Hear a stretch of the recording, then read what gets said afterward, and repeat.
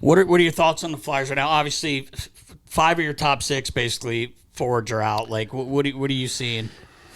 I think more like 30,000 foot view. And I think every person in the fan base will understand this when I say it. This organization has lost its soul. Yes. Yeah, we said this plenty of times. It is a soulless operation, and that's not a knock at all on Chuck Fletcher.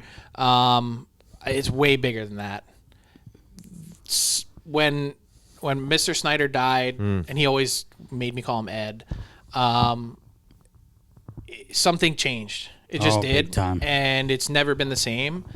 And they need to find that before they can get where they're going. Yeah, I agree. And how do you do that? Is that like the corporate mothership? Can you take strangle holding the spirit of the organization? Is this is this private ownership? Like, how do you see I think that's what you need. Honestly, Yeah, right. I think at some point, and look, it's a fact of business, Comcast is going to get out. They just will. I don't know if it's tomorrow. I've had plenty of people call me. Think of like Ryan Reynolds and his situation right now trying to buy the Sens. Yeah. I get people that call me all the time saying, what do you know about the Flyers? Are they for sale? Because I'd like to put together a group to buy them. Yeah, we know. I'm sure you've gotten all we've these heard this calls. a few times. Yeah. People that could put a group together of one core billionaire and then a bunch of ancillary investors. Yeah. They just need it. And it's nothing personal. It's not anything against Dave Scott or Valerie Camillo or anyone else. They need that because they've lost the essence of what it meant to be a Flyer. 100%. Yeah, the culture has been since Ed and passed. I don't think they can get to where they're going to get to until they have it. I agree, especially since like Philly, compared to all NHL teams, there's a few other teams in there like old school teams that had a culture ingrained in their identity was like very defined early on, right? And to not only like lose that, right? Broad Street Bullies are long gone, but like really the culture of what the Flyers represents, right? Is like I think Torts is trying to bring that part back in their play. But he said like he's the worst coach for this team right now. Do you think so? I think he's the worst coach for this team. Needs to bottom out. Yeah, we've heard that. Yeah, and so we've heard that because they hired John Tortorella, they're going to be like a 75 to 80 point team just based on sheer work ethic and compete. Even with all the injuries they have, that's my guess. Somewhere 69, 75, 80 points, somewhere in that range. Like that's what they're on pace for right now. And I know they had a great start and have lost a bunch since, but I don't know why that makes any sense. Come in to pay a big money coach right now with where they're at. It's almost like what they're experiencing right now is they're caught in the middle. Yeah, right. I agree with that. Mm-hmm. It's not in this organization's nature to bottom out. Right. Yeah. No one wants that. No one can live with that. And especially you see it at the arena. Like no one shows up for it. Yeah. Do you think it was hiring him was just like the sexiest coach you could dangle for just to show the fan base that you want to trend in the right way, that you were trying to build this culture back? Like, I mean, because he's known as the hard ass, like. Yeah, and I don't think that's changed. After 16 years in the league, 1,400 career NHL games, he's not changing. Right. So if you expected him to come in and be a kinder, softer, gentler towards, it's not happening. No. Yeah. But I noticed specifically how what they were trying to say about this team changed. Because think back to the summer, I think they kind of understood this summer, but 2 summers ago, where it was like, hey, we're bouncing back. Like, this is our year. Like, we're going to come back. And they were kind of lost on where this team actually was at in terms of overall skill level. Mm-hmm. And now these injuries have compounded that. And so then instead of being like, John Tortorella can be the guy that brings us back and get everyone back on track, all of a sudden it became the talking point was, look how young our lineup is. Look how many guys we have in there that are under the age of 25. And that's great, but when you stack the Flyers up against every other team in the East, without even mentioning the West, you're in the bottom 5 in terms of overall talent. Sure. Yeah. And the problem is they don't have a lot coming. Like it's not like the pipeline is stacked where you can get really excited about the future part of it. Yeah.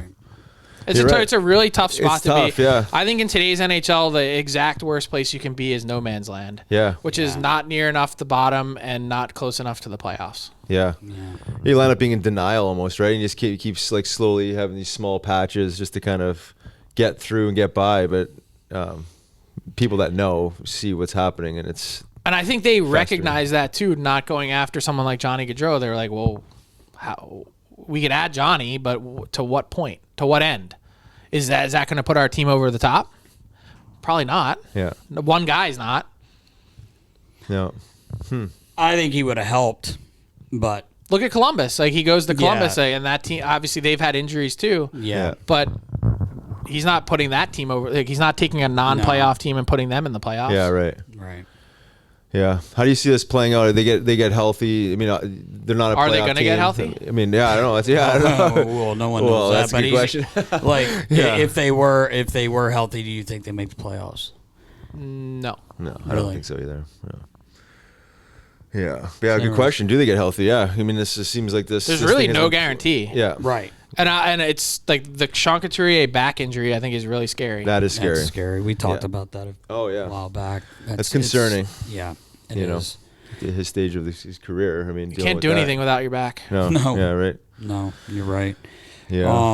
And then there's going to be some other pieces that are leaving. You know, Yeah. James Van Riemsdyk is going to be a trade target. Like, he's going to make it onto my board at some point. yeah. Yeah. He still scores 25 a year. Yeah, Like, somehow, yeah. Yeah, he no does. one. He's a talented net front scorer. Like, he just is. Yeah. Yep, he is. He yeah. I mean, You're going to need to have larger conversations at some point about what happens with Travis Konechny, what happens with Yeah. Provorov. Like, if you really are going to tear it down, you need to begin to accumulate assets, and the only way to do that is trade pieces of value. Right. yeah. Yeah. When do you think that this starts dismantling? Is this like right after Christmas? You know, like just like, you know, do they start dangling some of these carrots? I wonder if they're Early? still lost, honestly. Yeah. That's the only thing, is I don't know if they fully see it. I I was agree going with to that. say Yeah, that. I was I gonna don't say know that. if they do. Because I John really Tortorella don't. was out there saying last week, like, it wasn't long ago, saying we can't judge this team until we have them fully healthy. And I'm Right. like, Yeah. what is it that you're going to see? Yeah. Yeah. It's know. hard to be a real, because then there's a whole business component. We just talked about this. Like, if you're in for 5 years, 8 years of pain, whatever that number is, it's Yeah. No, you're right. it's hard to stomach. Yeah. It is. It is. You got to be ready and willing to sign up for it and commit to it. Yeah. And they got halfway through it with Ron Hextall, and then they were tired of Abandoned it. ship. Yeah. Yeah. How long does Chuck have in this mess? I mean, it seems like if they were to continue the way they were going start of the year, then obviously the shelf life extends throughout maybe this year. I mean, the way it's going right now, I think injuries factor in firing of a general manager, or is it just kind of like stop the bleeding and I don't have an answer. Like, Yeah. I really don't. I would imagine the clock is ticking, like, just based on time, right? Right. Like, if you think the average NHL coach gets 2.5 years, the average GM gets 4.5 years, like, it's kind of amazing. Like, Chuck Fletcher's already kind of hitting that number. He's Yeah. been in place longer than you realize. yeah, I guess it depends what kind of confidence and commitment he can get from the people at the top in Yeah. terms of what his vision is. There have been guys that have been really successfully able to sell a rebuild and a full-scale teardown, but usually if you look back in history, they've had success before they experienced that. Like the Montreal Canadiens went to an Eastern Conference final or whatever, like go through the team. Mark Bergevin was able to then stay for the next 6-8 years and figure it out. yeah. The Flyers haven't had that kind of success under Chuck Fletcher to maybe warrant that runway that another GM might get in a different situation. Right, and I think his words were aggressive retool, which I'm not sure where that falls. It's kind of like no man's land, right? I mean, aggressive retool would It's be like adding a Scrabble. Right. Like, what does aggressive retool mean? Like, yeah, Right. Well, exactly. Yeah. So, Well, in my opinion, an aggressive retool would have been getting Johnny Gaudreau, Yeah, right, even though yeah, you're, right. you may not think adding it's, some pieces like that, a little like- more than to me, that's an aggressive retool and getting your players back. Like you didn't plan on Coots right. being out till March or whenever it is.